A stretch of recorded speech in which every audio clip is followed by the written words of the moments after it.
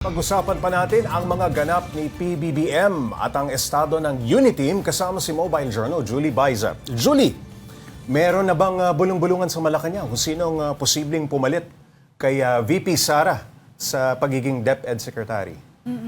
Paps, nung nagpa-ambush ang Pangulo, wala siyang sinabing pangalan doon sa listahan na tinitingnan niya. Sabi niya, maraming pangalan yung tinitingnan niya. Pero alam natin na maraming mga pangalan din yung lumulutang ngayon kung sino yung susunod na DepEd Secretary. Isa na dyan, sina Congressman Roman Romulo, si Senators Joel and Villanueva at saka Sonny Angara, si Professor Clarita Carlos. Iyan yung mga matutunog na pangalan ngayon. Meron bang nakakaungos dyan sa mga nabanggit mong pangalan? Nako! Okay, hindi, wag mo na sabihin at baka... Oo, lahat naman equally, si Congressman Romulo, matagal niyang hinahawakan yung Education Committee, si Professor Clarita Carlos, Turo, and siguro, of course, si Senator Joel Tesdaman. So, may mga background, yung mga lumutang na pangalan sa si Senator Sonny, sector. yung kanyang ama, malalim ang karanasan sa edukasyon, di ba? Pero ito baka umuugong lang, Paps. Tingnan natin kasi kapag may final na decision, ang sabi ng Pangulo, by the end of the week, mag-a-announce siya, so matatapos na ang linggo. Julie, yung sinasabing lamat o paghihiwalay ng Uniteam, mukhang si PBBM, hindi ito ang kanyang mindset. Nabanggit ni PBBM, okay naman daw ang Uniteam. Hintayin na lamang daw kung saan ang puso, saan papanig itong si VP Sara. Anong tingin nyo dito? Actually, ang sabi nga ng Pangulo, buo pa. For him, wala daw nagbabago sa Unity. Parang siya na lang ang nakakaalam na walang nangyari. Siguro with the release, ang in-explain kasi ng Pangulo, yun nga, yung sa mga partido, dahil ang PDP Laban never naman naging part ng...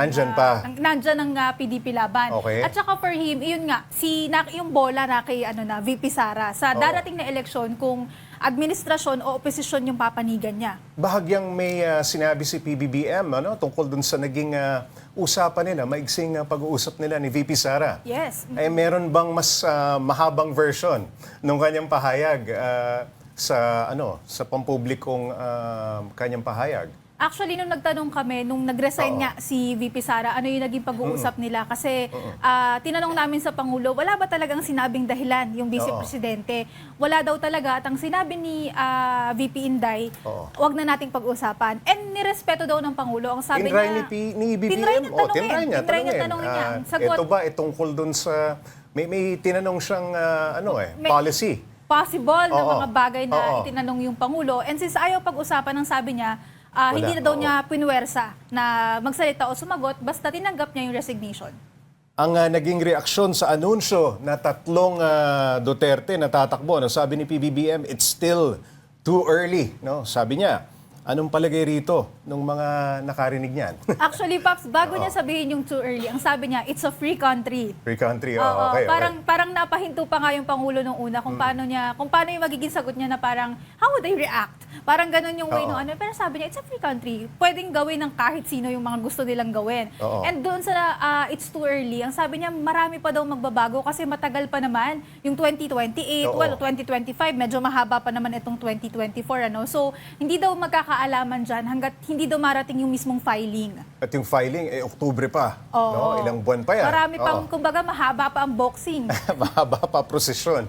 Okay, tungkol naman sa West Philippine Sea, may pahapyaw na ba na magiging action plan bukod sa paghahain ng, sabi niya, mas higit pa dapat sa diplomatic protest? Sabi niya, we have to do more, Pero sa ngayon, wala pang inaanunsyo yung palasyo at saka yung mga defense officials natin kung ano yung mga susunod na magiging actions natin bukod nga sa diplomatic protest and demarche.